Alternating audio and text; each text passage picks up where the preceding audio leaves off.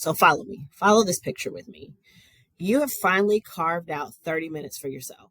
It's probably been a week or two since you've been able to do that. So maybe you're going to take a bath, you think you're going to go on a walk, or you just need to sit in the car before you go inside the house. We have all done it. There's no shame in it. But in these 30 minutes that you've slated for yourself, instead of feeling relaxed, you're mentally running through everything else you should, I air quote, should be doing. The laundry needs to be done. You got a work project. You got to call your mom back because she's worried about you, trying to figure out what's going on for the holidays. And suddenly that 30 minutes feels like the most selfish thing you have ever done, ever, in the land of ever. But what if I told you that the belief that self-care is selfish is actually the most dangerous lie you've been told, or the perception? Maybe you haven't been told, maybe it's just a perception, maybe it's just an energy, maybe it's just a feeling. What if prioritizing yourself isn't betraying everyone else? Like, because really this isn't about anyone else. It's the being selfish with yourself. Focusing on self-care is the only way to show up authentically for the people that you love. So I'm sure you can guess. Today, we're going to dive into the double bind that keeps high-achieving Black women trapped between exhaustion and guilt, which we've talked about guilt before. Why rest feels rebellious, and how to finally give yourself permission to refill your cup without the emotional hangover. Now, let's chat a little bit about this double bind that you may be trapped in right now. There's this impossible standard that you keep holding yourself to, or there's an impossible standard that you feel like people are holding you to, that you're expected to be infinitely giving, but you should never need anything from anyone else. There's this cultural myth that Black women are naturally stronger and need less. That goes into the expectation that we should constantly be givers. And self-care seems to get branded more of a treating yourself, like it's a treat, to keep it from feeling indulgent rather than the fact that it's essential. This isn't a treat. Self-care is not a treat. Self-care is not something you give yourself because you've earned it, because you've burned yourself out through the day. That is not what it's about. And we really have to get into this scarcity programming that we've been put into this box with. The idea that if I take time for myself, there won't be anything left for anyone else. So I have to put everyone before me. The fact that you think that self-care means that you're stealing something from someone else. And this inherited belief that your time, your energy, and your love is limited. Like if you give out too much or if you take too much, eventually it's going to run out. This leads to you sacrificing. Like, yes, you're probably like, what? Sacrificing? Yes, you are sacrificing yourself. You're suffering on a day-to-day basis to prove your love. And there's this idea that if it doesn't hurt, you're not doing enough. What? Love, I don't feel like love should hurt. I don't feel like all these things that we provide for other people should come with pain on the back end. This is dangerous. This is a dangerous thought process. It's a dangerous pattern. That it feels better to bend over backwards, to burn in the fire. One of my clients said something that I liked. She said, I can't keep setting myself on fire to keep people warm. And I was like, oh, that's good, because that's exactly what you're doing. Every time you show up for someone when you don't have the capacity, every time you say yes when you mean to say no, every time you get guilted into something that you don't want to do, you are setting yourself on fire for someone else. And I know you don't like how that feels. And let's talk just a minute. Let me remind you why self-care feels so rebellious. Like it's this rebellion that we're coming together as a community to grab hold of. History shows that when our ancestors rested, it was based off of when someone said they could. It was controlled by others. And again, I'm going to keep reminding you that we are not that far removed from this idea of being owned. Some situations that we're in right now, some jobs, some things feels like that. It feels that way. But I want you to recognize that choosing rest, choosing self-care, choosing to put you back on the calendar, to put you at the top of the priority list, it's really an act of reclaiming your autonomy. It is an act of you choosing to love yourself.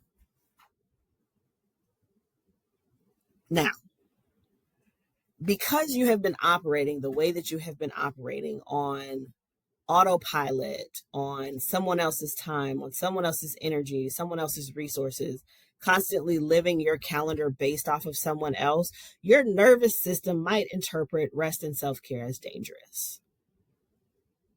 It may say, alert, alert, there's a bear, we're going to die.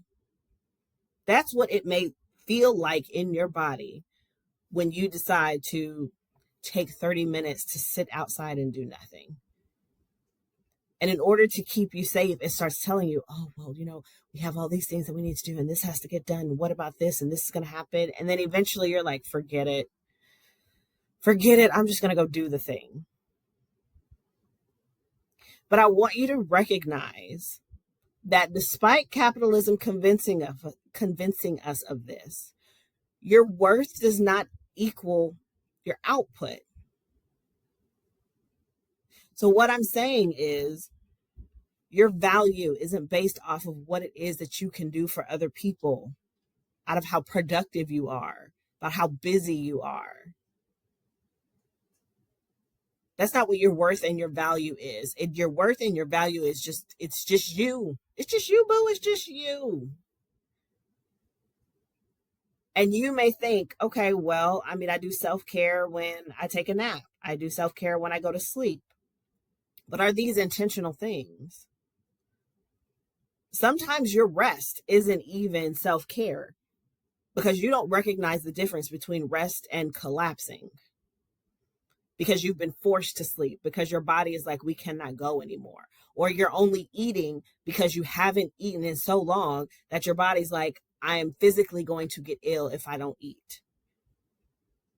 Or you're getting ready to pee on yourself because you have been holding it so long, because you've been trying to get work done, that you don't even go relieve yourself. There's a difference.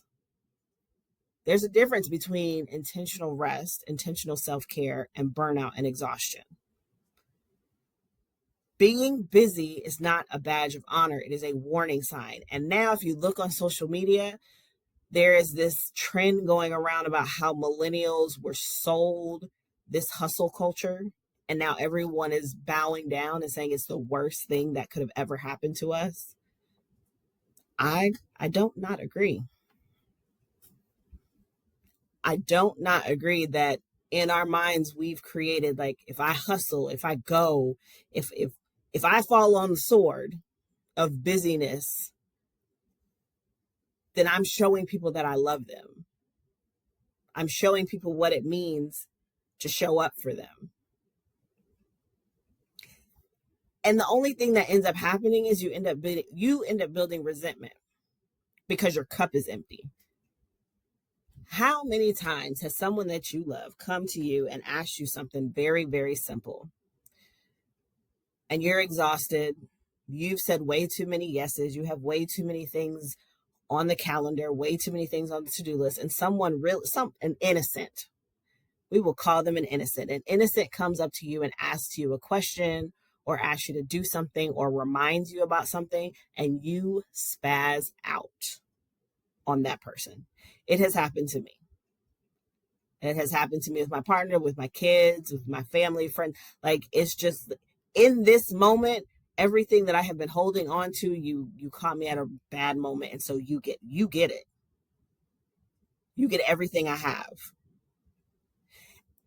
That moment should open your eyes to the fact that your exhaustion doesn't serve the people that matter.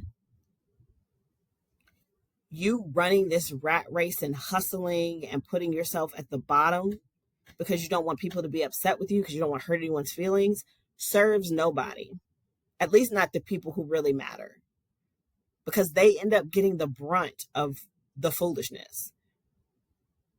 They end up getting it. And then it hurts their feelings. And then they're resentful towards us. And then they're standoffish. Like, you always angry. My kids, when I was stressed out, my kids would tell me, you're always angry. You come in the house, you yelling and fussing. You don't laugh. You don't smile. You don't ever tell us like what we're doing good. I need you to start reclaiming your self-care, and I need you to unlearn this negative stigma that comes to it being selfish. The reality is, being selfish isn't a bad thing. Someone decided it was a bad thing and we all just ran with it. I have recoined it self-attentive. If that helps you move forward with taking care of yourself, use that word. It's not selfish, it's self-attentive. It's sustainable. Self-care is sustainable if you let it be.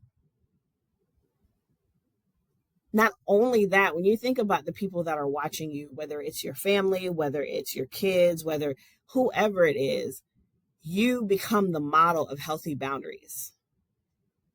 People will start coming up to you and saying, oh, someone, I saw you say no to such and such. Like, how do you do that? How do you just honor your no? My mom asks me all the time, you don't have a problem with like the way, like telling somebody no? You don't have a problem with having boundaries? Like what was it in you that allowed you to say that and not worry about what someone was going to think? Because I choose me. I'm not getting ready to let people burn me out. I have been burnt out before. I have been exhausted before. I have been down and out before. I'm not interested in doing that again. And this leads to a ripple effect. Because now my mom's asking me questions, and these are things that she's trying to model.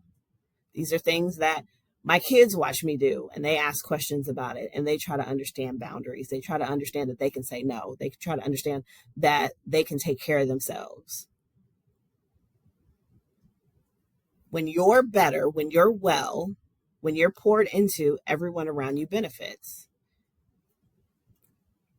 You literally cannot pour from an empty cup.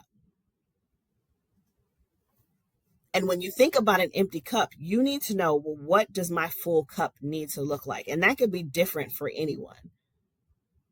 My full cup may not look like your full cup, may not look like your best friend's full cup, may not look like your coworker's full cup. It may be completely different. So you need to determine, what does your full cup look like? My full cup looks like water, going to the gym, rubbing my feet together under my blanket, going to dance class, drinking some tea, my 6-piece combo on Fridays, 4 hours of working in my business and then falling back, getting off of it, checking in with my team, laughing with my kids. Like, that's what filling my cup looks like. Having girls' nights, going on trips, sitting outside, going for a walk during my lunch break, just sitting in the sun, learning how to sew. I'm in the middle of learning how to sew, reading a good book, listening to a good podcast that makes me go, being able to sleep in on the weekends or when I'm off and not needing to use an alarm, getting flowers. Those are the things that fill my cup. And while some of those may fill your cup, some of them you're like, that doesn't do anything for me. By understanding what a full cup looks like for you, you begin to recognize the difference between giving from the overflow and giving from depletion. Anytime you give to someone, it should not feel like someone is sucking the life out of you. It makes me think about, for my Harry Potter lovers, when I like Harry Potter, but I don't know all the terminology and all the people. But I know they suck the life, and you can see the life coming out of them when they do that. It should not feel like that when you go to show up for someone. That is you giving from depletion. That is giving from an empty cup. Your well-being should not be negotiable. Like, it is the foundation of everything moving forward. Everything is built on how healthy your well-being is, on how you can show up. If your foundation is crumbling, everything else is going to crumble. And there's no one that's going to be able to do this for you. You have to go reset your foundation. You have to go and seal the cracks. Or maybe you need to uproot and go to a whole new foundation altogether. And how do you do this? You give yourself permission. You give yourself permission every day to rest without earning it.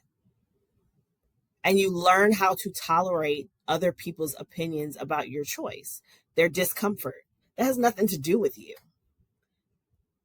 Them having an issue that, hey, I want to go to Sam's Club. Can I use your card? Can you bring me your card? No. If you want to use my Sam's Club card, come get it. Well, it's so out of the way, XYZ. Well, I guess you won't be getting my Sam's Club card. I mean, I'm good. And I also have my card. Or, aren't you off tomorrow? Yeah. Well, we could do X, Y, and Z, da, da, da, da, da. No, I'm not doing that. Well, I don't understand, why are you off tomorrow? Because it's my off day, not yours. And you don't get to decide what I do on my off day. And I've decided I'm not doing anything. How they feel about how you set your life up for your health, for your mental, your physical, your emotional health, that has nothing to do with you. And you can send them on our way. We are currently taking new clients if they need to process why that makes them so upset. But that's not for you to worry about. And along with tolerating their discomfort, you have to constantly let yourself and your nervous system know that it is safe. This is safe. It is safe to rest. It is okay to do this. We are not in danger. We are good. And you just tell yourself that all the time. It is safe to sit here for 30 minutes and not do anything. It is safe for me to put my phone on Do Not Disturb, though I'm sure plenty of us have had our phones on Do Not Disturb for years. So I've given you this information. Now I want you to implement this information. This week, I want you to try what I call rest without guilt experiment. And here's how it's going to work. So step one, you're going to choose one form of rest that currently triggers guilt for you. I know. I don't want to do this. This is uncomfortable. It's fine. I promise you it's fine. It's safe. Remember, put your hands on your heart and say, it is safe for me to do this form of rest. So maybe it's saying no to plans you don't want. Maybe it's taking a nap without earning it, or not checking work emails after hours. Yeah, we got to cut that out. Now, before you engage in this rest, write yourself a literal permission slip. If you need to go over to Canva and create a permission slip, do what you need to do. And it's going to say, I, and put your name in it, give myself permission to, then put whatever your rest activity is going to be.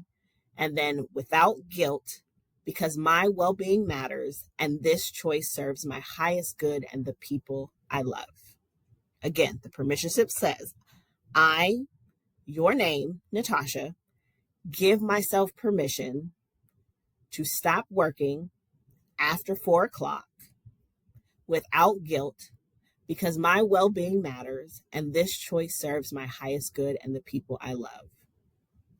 And when that guilt shows up, because it will, I need you to ask yourself, am I confusing self-care with selfishness because I've been taught my needs don't matter? Ask yourself, what would I tell my daughter or my best friend if she felt guilty about this same choice? And ask yourself, how does my exhaustion actually serve the people I love? And even though you feel that guilt and you go through those questions and answer it, you rest anyway. Two things can exist. You can continue to rest and practice self-care and feel guilty. It doesn't have to run the show. And remember, your guilt is not evidence that you're doing something wrong. That's a story you're telling yourself. It's evidence that you're breaking a generational pattern, which we need to do. So here's the truth. I want you to carry with you every single day after you listen to this episode, because remember, once you hear something, you can't unhear it. Everything you do here on out after hearing this episode is now a choice. Self-care isn't selfish, and rest, it's not rebellion. It's not an act of being rebellious. It's your revolution. It's you evolving into the next version of yourself. And when you finally give yourself permission to matter, you're not just changing your life, you're changing the lives of everyone else around you. And that 7-day self-care reset I mentioned, it's designed to help you break free from the double bind that keeps you trapped between exhaustion and guilt. Now, the women who go through this reset tell me that they finally understand the difference between self-care and selfishness, and they learn to recognize when they're giving from depletion, which is what we talked about, and how to refill their cup without the emotional hangover. So I want you to stop waiting for permission from other people who benefit from you being exhausted.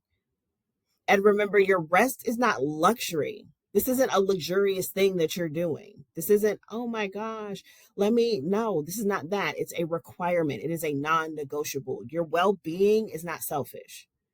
You being healthy is not selfish. It's essential. And you don't have to earn the right to take care of yourself. You don't have to earn the right to take care of yourself.